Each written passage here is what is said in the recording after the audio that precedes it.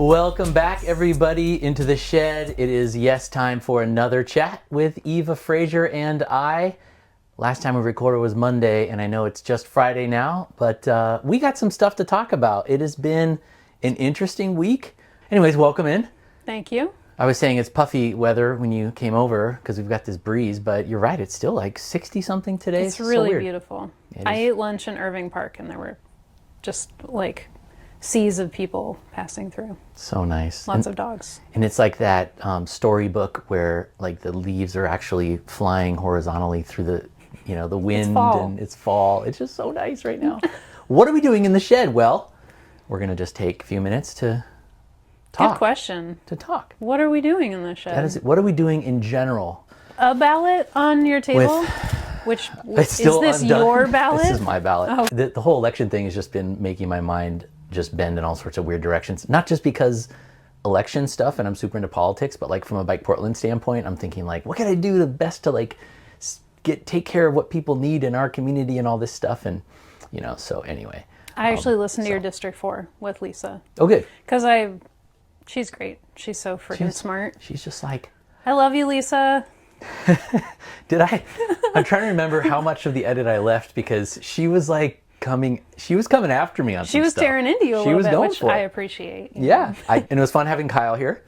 Nice. I haven't listened to that one yet. Yeah, you gotta get caught up. Do you listen? When you listen, District 2? He is, District 2. Yeah. Same here. Mm-hmm. Do you ever listen to videos or podcasts at more than one by time? Is that? Oh, yeah. Okay, totally. Everybody does that, right? Not like for enjoyment stuff, but for things I need to learn. Definitely a time and a half. Right, I got you. Okay, good. Like a lecture or a webinar where you're sort of like people repeat themselves a lot. Right. Or if you're cramming all the Bike Portland election coverage at the last minute and you need to get through it all, feel free to listen to it by two by. I was listening to the thing with Lisa on headphones I was painting. Okay, good. I didn't need to hurry it through. All right. Well, we can talk more about that, but I wanted to... First of all, how was your... I want to know, if you fill out your ballot, I want to know if it's actually true that they'll like stop harassing you. Oh. That's Maybe like one of those... harassment is too strong a word, but they'll stop texting you and sending you things. Do you know? I don't know. They have a lot of up-to-date information now available on their website. That's true, and they are good about like pinging you back as soon as it comes in, and so in that regard, they're actually amazing. The elections office is actually pretty on it, so... Yeah. But just with all the different candidates, I don't know how they communicate that with everybody to not send you stuff. Well, I think it's probably just every day they have an updated list of who's still hasn't voted. But how long does that mailer take? Does it really bother you? Are you getting... It's just wasteful to me. Right. Like, why should a candidate spend money on me if I've already voted? True. I was talking to a candidate the other day, and they were telling me about how hard it is to get like any lit printed, or really all these backups that were like unforeseen because, none of the local businesses that do printing of this stuff have been through this before. A lot of the candidates haven't been through this before, so they all waited to the last minute. One of them was like, yeah, your job's 78, and it's like a candidate who's, this is crunch time. Right. So that's like a fun little Phoenix media wrinkle. Is like, oh my God. Yeah, everybody's trying to get all their lit out and everything, and it's like, oh my gosh, wild stuff. Did you do anything cool this week? Well, I painted my friend's den or whatever. Oh, you finally got to painting. You mentioned that on Monday. Cool. So her kids' playroom, I don't know what to call it. It's like a living room, but not a living room. You have the same brown. Chocolatey brown. It's great. It's very / nice. room thing. So I did that. That was 2 days out of my week. Today I was at the Portland Youth Climate Strike organized rally. About climate justice in Portland. It was a fair number of high school kids. Cool. Were there. I engaged with a fair number of people. I was there with Melissa Kostelecki. Nice. For Bike Cloud? Mm-hmm. That's the t-shirt. That's typically an event where like students will take off of school and go out to that. I remember in the past that's been a big march. Was it not a march? This was more of just a rally. It was just a rally. Okay. How was it? Was it a good vibe? It was a good vibe. It wasn't like an enormous turnout, but there were, I don't know, 100 people there. Good. Something like that, maybe more. And then got to engage with people about Bike Loud. I only had one person that got a little rowdy. You've become so legitimate with your bike outing, Oh, yeah? Eva, because you didn't just talk to some people, you engaged them. Oh, I do engage. You're doing engagement. It's much different than just tabling or well, I don't. chatting with Tabling is people. such a weird verb. It is Why such is a that nerdy a organizer word? word.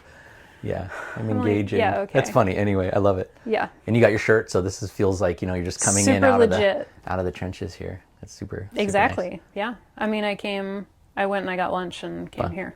Good. I have really not left You haven't my done house anything? much. I haven't really done much except go out to Bike Happy Hour, and I went to the post office this week to get a bunch of mail. Grocery store? Anything?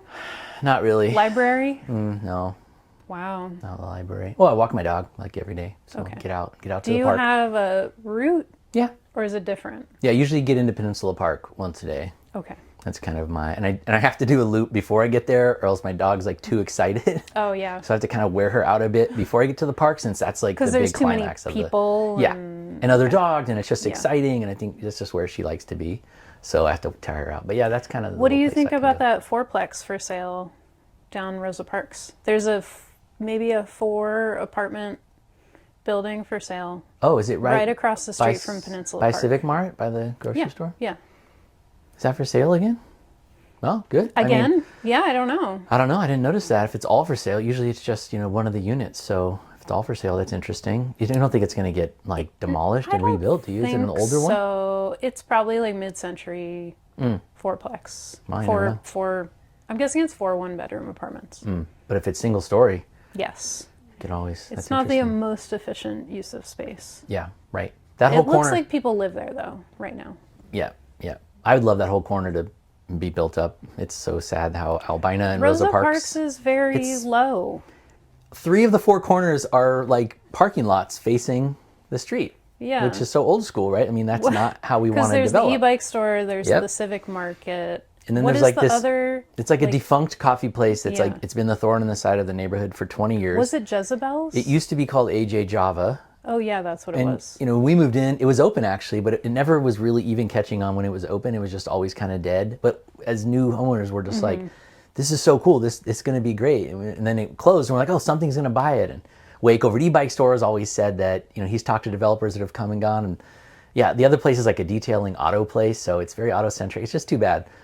It would be nice if that whole corner was built in.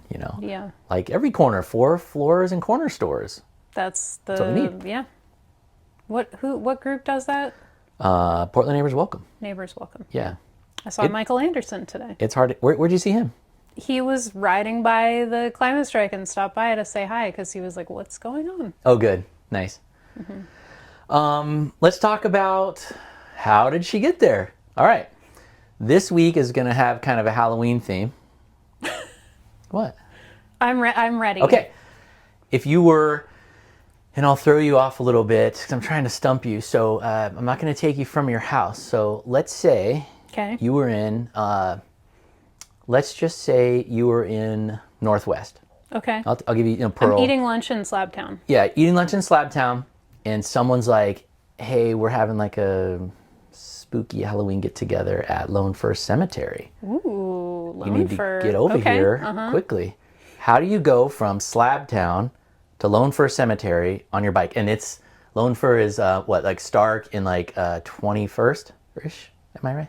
No, It's yeah. 20s, low 20s and Yeah, Stark. between Stark and Belmont. Yeah, Stark and Belmont, low 20s. Yes. Okay. So I'd probably pop down to NATO Parkway. Okay, remember you got to explain. It's like that whole thing when you I'm like, teach I someone don't how know to what do a peanut anything's butter and jelly sandwich. You called. can't say just grab this. You have to say where do you grab the peanut butter from? Well, there's like Thurman, Okay. I think, is the road that connects in from Northwest. Thurman's not bad. Into NATO Parkway, across the railroad tracks. Is that true? Is that not true? If you come east from Otherwise- Slabtown, you got to jog over to like Quimby or something. I think to get on to. So the problem is I do 19th. everything by feel. Yeah, Don't know the see? names of anything. So I'd be like, How okay, did I recruit you for this segment? how'd she get there? The person who doesn't. She know took a street left at names. the XYZ restaurant and Yeah. then took a right at the other, like the gas station. When you feel like going right, Well, I would say the other alternative is going further south So whatever street is like one block west of 405, like 15th. Okay. There's a bike lane, a Okay. nice bike lane on that street Yeah. that I think you can basically take all the way from. 14th, 15th, and then the next Yeah. bike lane is 18th, 19th. And then maybe you take But yeah, 14, you take 15. Flanders Crossing because that's a cool bridge. So get to Flanders, yeah. So yeah, I know what you mean. Like if you're saying And you're then in you take the Slabtown, Broadway Bridge. you kind of block it, right? You're like, I go in blocks. It's like, okay, from here I need to get to Flanders Bridge. Yeah. Whatever it takes to get there, I'm gonna look for the bikeway. Okay, so we're at Flanders Bridge, which is then you're good to go until how are you gonna connect from Flanders to NATO? It's not a perfect connection. You'd run into the ODOT building and that Well, annoying you don't want to spot. go all the way to NATO because you want to do the bridge approach. Right. So, well, if we're taking the Broadway, I usually go by PNCA and then I take a left right by Union Station and go up. Okay, so up that's and Hoyt. over. That's Hoyt. Hoyt, by the, Thank the you. old post office in PNCA. You're here to name all That's the good, yeah. things by feel. Okay. So we could take the Broadway Bridge and then you get across the river. I love this. So many decisions you have to make right now. And you're like, how do I want to go? Because maybe, well, that's a good question. I will say it's actually not, Lone Fir is a little disconnected because that Morrison Belmont couplet is funky. Yeah, and it doesn't connect to, some people might think, why don't you hop on the Esplanade and go to like Vera Katz, Yeah. which would get you right to Salmon. But You're then too you've gone far. too far You're too far south. past. Yeah, you're too far past. And that, one of my golden rules is I'm not pedaling anywhere out of Yeah. direction. Well, and the other thing, So- the north-south is very hilly because of the way that Yes. So you the had to land choose to stay to is. the north. So you stayed on Broadway, and you're faced with like either the Broadway, you're either like Weidler, or going down to Interstate. What are you going to do? Well, I never take Weidler, so I'm not going to go that way. That's a no-go zone. That's a basically. no-go zone. Unless you're just going to 7th. That would be the only acceptable use of Weidler. Okay, here's what. Even then, it's tricky Yeah, and full of potholes and narrow up and to scary. 7th is totally fine. Okay, now you tell me how you'd go. Well, we could go to 7th, Okay. and then because we have to go across another new bridge, the Blumenauer Bridge. You don't have to. I stopped using that for bike happy hour. I was taking that exclusively, but then I don't like going So- downhill to go uphill. Probably what I would actually do is take the sidewalk over Grand. Oh, wow. That goes over I-84. Wow. That's how I used to go to work every day. So would you go You from... like sneak by the Esplanade and Okay. everybody else is turning Oh. right and you go straight. So you would go down Interstate through by Peace Yeah, Park. Yeah, that's a yeah. good way to go. If you're into it. If you're into that. Yeah. Now it's a very complicated directions It is. to get there. See, when I had in my office, Bike Portland's first office was at like 8th and, right across the street from Clever. Mm-hmm. It was Yeah. Active Space, 8th and, Oh, what is yeah, that? Main. 8th and Main or so. And I was always frustrated about, back then I was in such good shape, I would just hit Grand and just basically do Oh, an you would gun it. anaerobic interval all the way to like Fremont or something. I would just sprint. Wow. And I would look at all the cars like, yeah, that's right.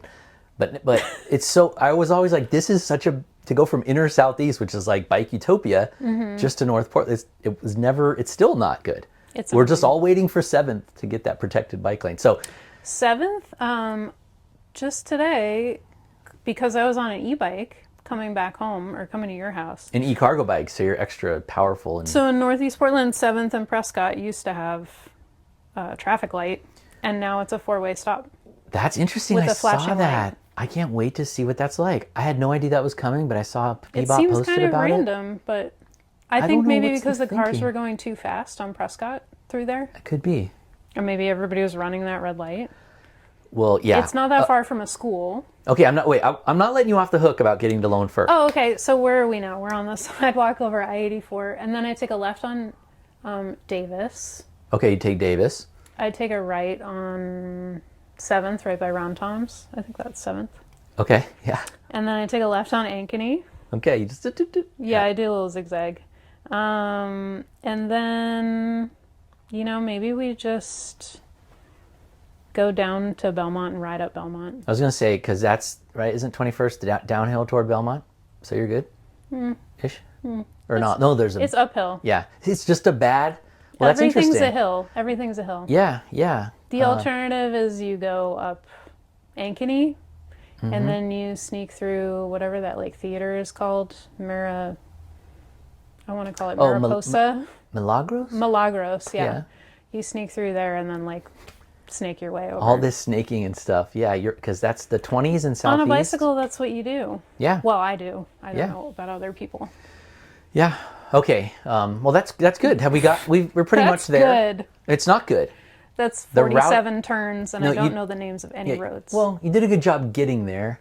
Do you have a map somewhere? It's not good. Like, there's actually a really easy way. I've got the bicycle plan for 2030 map. Well, now I'm going to ask Google how it would get there. And do you have that on your phone? When my tech dream finally comes true, and I'm just a couple days away here, I'm going to have an iPad or something that's going to be connected to this new video situation we got, and I'll be able to pull up stuff right here, and I could even draw on it, and it would show up right on the screen. So that would be kind of cool.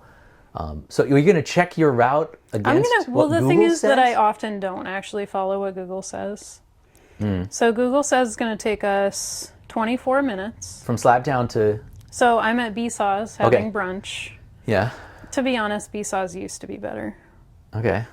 Okay, so they have us heading south on 21st. So Beesaw's is at 21st and Raleigh. I like the checking our work. This is a new thing. Although people are going to be mad we're using Google Maps and not one of the newfangled. There's one called, what's it called? Transit app. There's a couple private apps that are doing directions now. There's something called like Points to Ride. Points to Ride. I know Metro has a good thing, but we're just sticking with old school. There's also Joe's like personal map that's kind of cool. Okay. Oh, Joe Perez. That's right. Joe Perez. Yeah. Okay, so it's at 21st and Raleigh in one of those new buildings by the hospital. So we're going south for 2 blocks. Okay. We're taking a left on Overton. It sends us over 405 on Overton.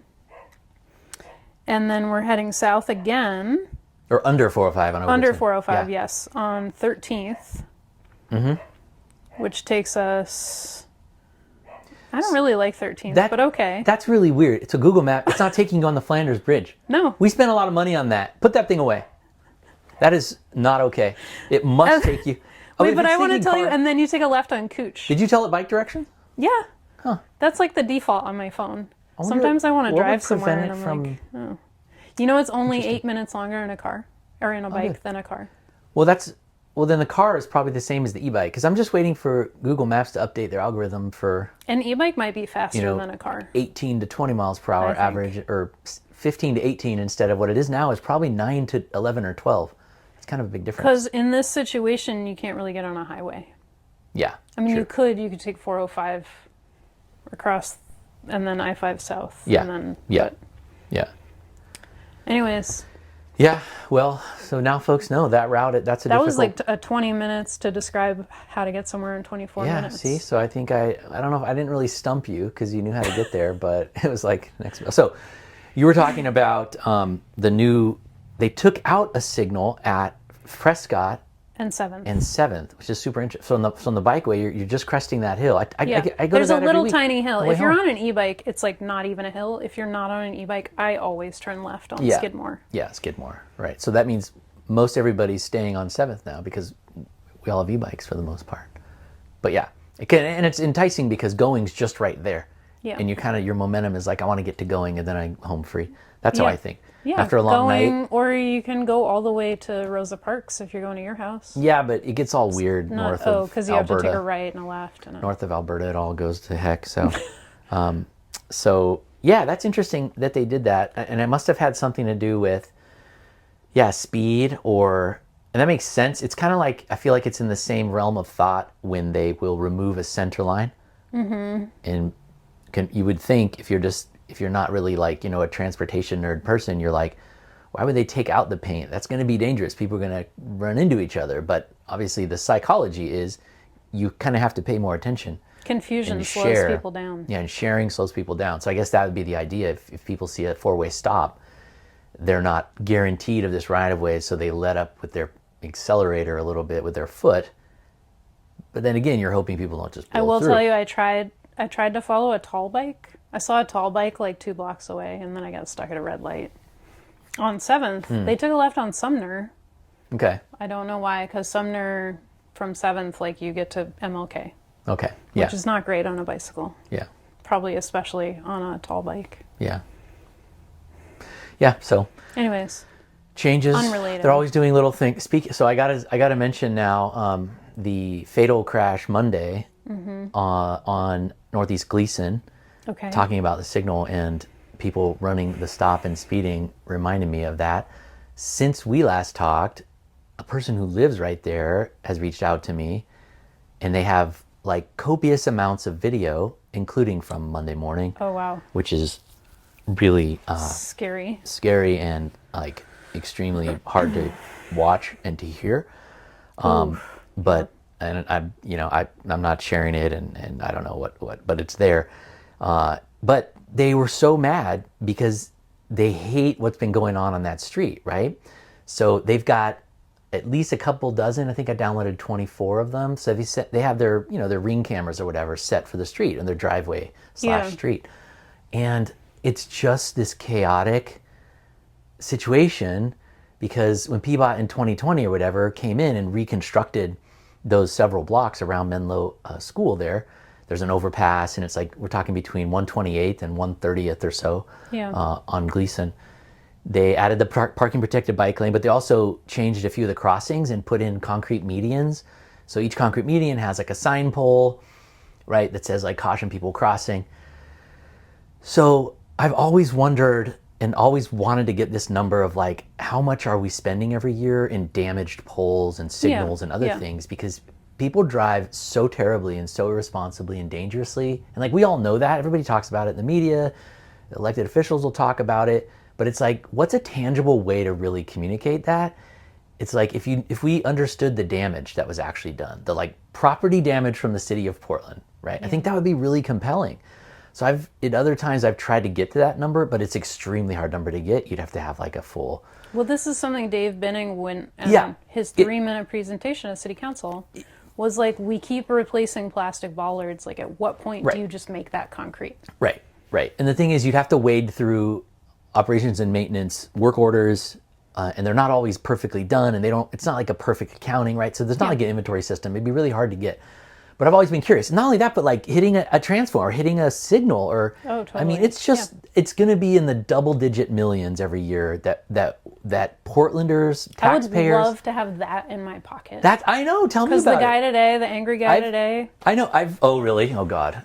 So yes, I've tried to do a records request, and it was so lengthy and cumbersome. I think I ended up talking to like a risk specialist at the city of Portland, so it got to be pretty convoluted, and I just kind of gave up.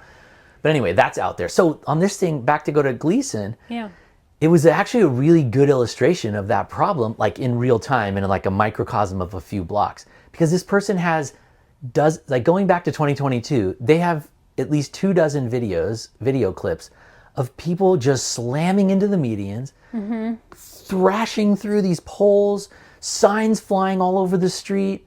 Wow. It's just chaos. Yeah. And so then I asked Peabot. And stolen cars? Like, I don't understand who wants to do that to their car. Well, first of all, it's Glisan. So people for decades and historically have been just flying down it. Yeah. This is where you race, right? It's better now, ostensibly, because they've added some paint. Again, this is not like a full capital project that necked the street down and added trees and all that. They basically Have you seen these things they're using downtown on the Max tracks? Oh, yeah. These like plastic things? Yeah. Can we put those elsewhere? It's so funny that there was a news article on those, because for years I've seen those, and I wanted to do like a snarky post about, look how protective TriMet is of their big, strong steel Max trains. That's what they do to keep cars coming off it. Like, we don't do that for bikes. Like that's, but I think if you put those dots in anywhere near bike lanes, it would just be such a hazard for hitting them. They're not big enough to stop you from falling on a bike, I think. Okay. People hit those, you'd be down like that. But anyway, those are interesting. So anyway, this Glisan thing is just wild. So I have all these video clips of people flying into these signs, and beyond the one of the person getting hit and killed, which is just so shocking to see and hear. To me, like as a transportation advocate person, even the sound of hitting those signs is so just like, it just hits you. And then you hear the flapping, bum, bum, bum, bum, bum, bum, because it's like on a spring. And then they're just, anyway, it's shocking how many people, just to go back to that, so I asked Peabot, like, how many times have you gone out and serviced between those blocks? And they finally got back to me just before you came over, so I'll probably be doing a story on Monday morning. but I think it was 9 or 10 times just on those few blocks In just a couple in years. this year. Just this year. So they're going out there about once a month to do relatively big repairs. I mean, this isn't just like, just a street sign falling over. I mean, this is like you have to go reinstall. Yeah. I mean, trust me, when these people are hitting them on a street like Glisan, they're going 35, 40 miles an hour, and they're just absolutely destroying these signs. And each time that happens, you're just like, that could be a person. The people are just, there's no consciousness or care with how people are driving. I don't think I'm ever going to show that video unless the person's family was to come forward and want to get involved in advocacy. That could be the only way. But we really need to have a way to show people in Portland what's going on out there that's like compelling and like visceral and shocking, I think. But how do you change this driving behavior? Well, it begins by getting these kind of videos and this kind of reporting like on the news.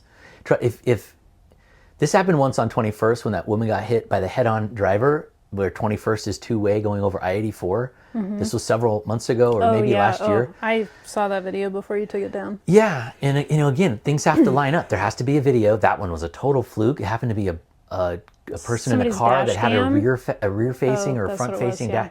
And then they have to know me and send it to, right? It has to be all these things. And then the big one is the victim or the person related or the family has to be willing to allow you to use it, right? So like in that case, I had to take it down. Yeah. I think the person made me delete the whole entire story. Anyway, that was messy. But yeah, these videos are rare. It's like, I'm so desperate. We're so desperate now to try to like have people wake up and realize that this is a big deal, especially in this environment. Well, it's basically we've just placed highways in the middle of neighborhoods. Yeah. And then we tell bikes to ride on them. Right. And even for PBOT, rank and file and, elected officials who are going to be overseeing it. I remember, because I've been thinking about this story on Glisan, a couple years ago when Commissioner Udaley went out to 122nd to cut a ribbon, and with some TriMet folks, they cut a ribbon on some 122nd work. Same situation as Glisan, really, 122nd, same profile, history of crashes. City wants to focus on it, and they're cutting the ribbon, they're saying all these nice things, and I go out there for the press conference. In the end of that story, I said, this is all well and good. I always want to give PBOT some props for just even doing anything. But even in the end of that story, I said, and this was several years ago, this is all well and good, but even during the press conference, you could see people speeding still, even though they did their little protected thing and they repainted some stuff and added a median with the flashing light. There's still people speeding. Well, so it's not enough, People that drive cars, they think something has been taken away from them. Yeah. When a bike lane goes in, something has been taken away from them, and the emotion that comes with that is the problem, right? Yeah. You took my favorite thing.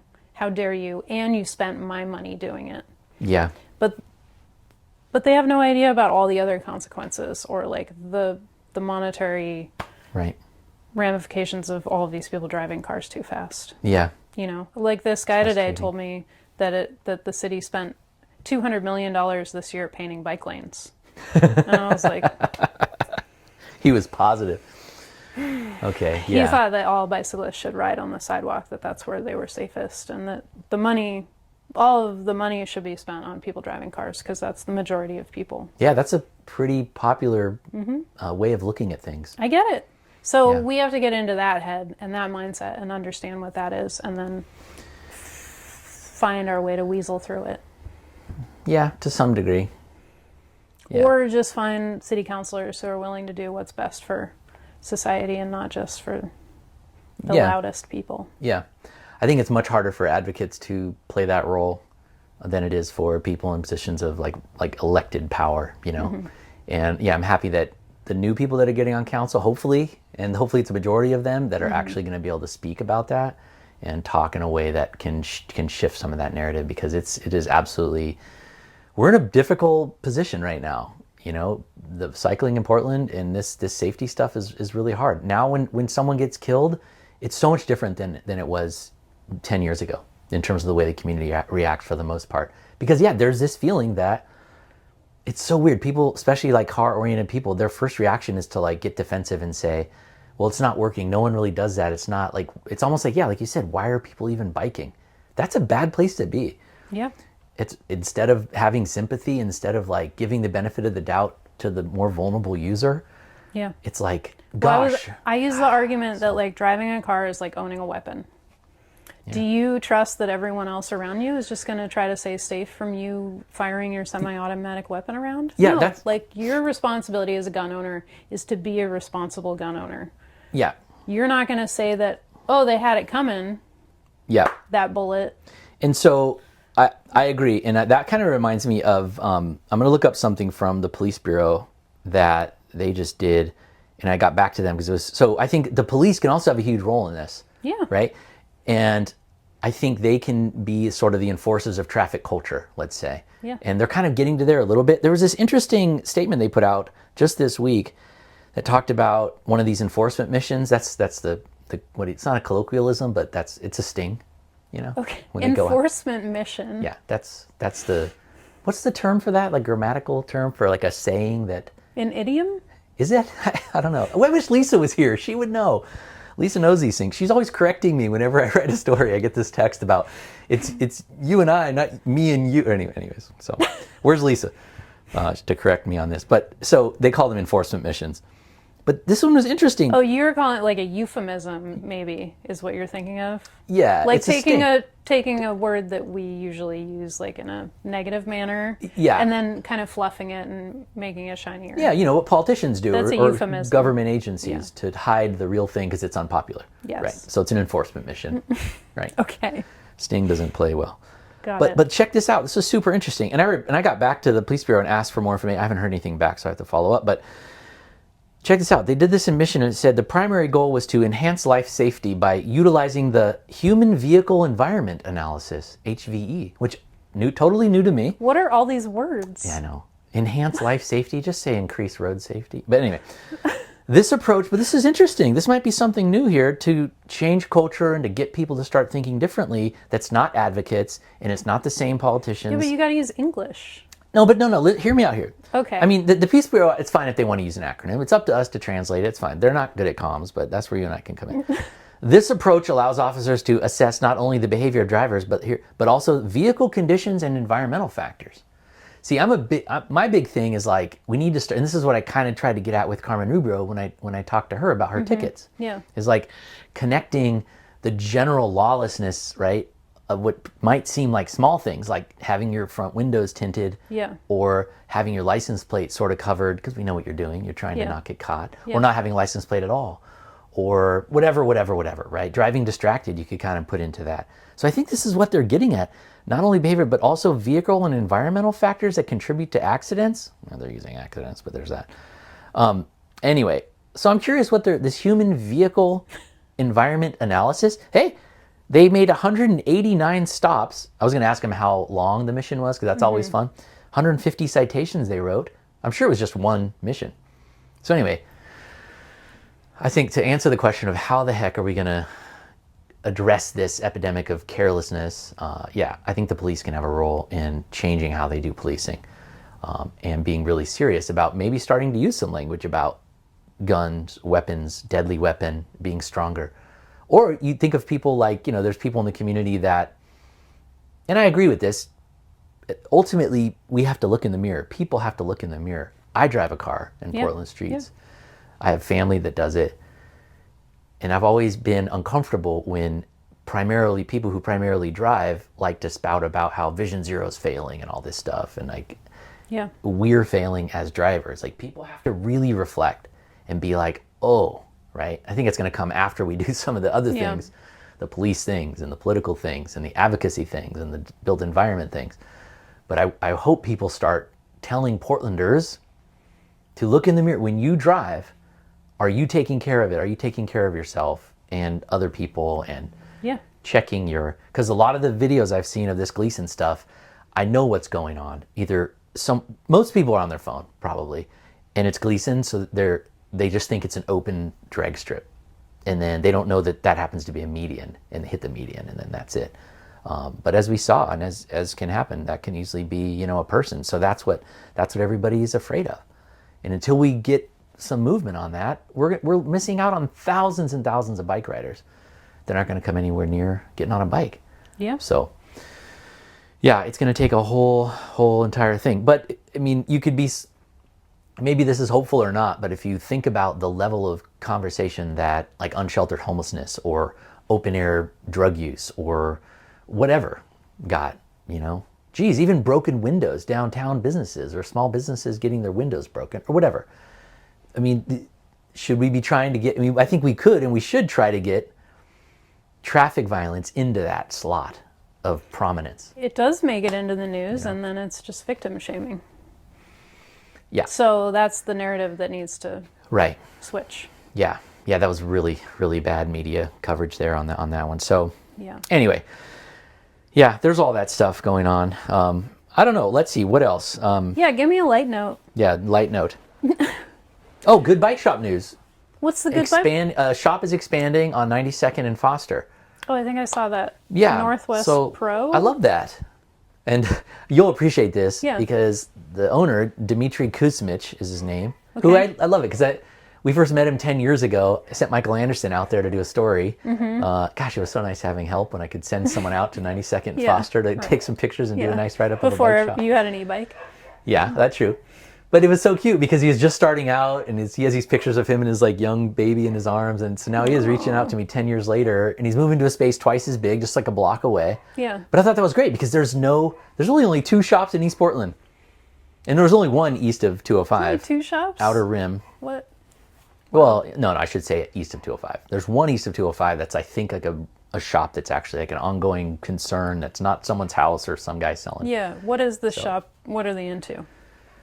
The one that's expanding, it looks to me like I kind of feel weird talking about it and putting it on Bike Portland because most of the time when I do that first shop, I actually understand the shop and I know the person and I've been in there with my own 2 feet. So I'm a little concerned. It's like I'm waiting for someone to be like, hey, did you know that? So not to say anything about Northwest Pro Gear, I just don't know about it personally. Okay. I'm going on what the owner's telling me. So that's what it is. So not the best reporting or anything, but it looks like a great shop. Gotta get yourself out to 92nd and Foster. He's been there for 10 years.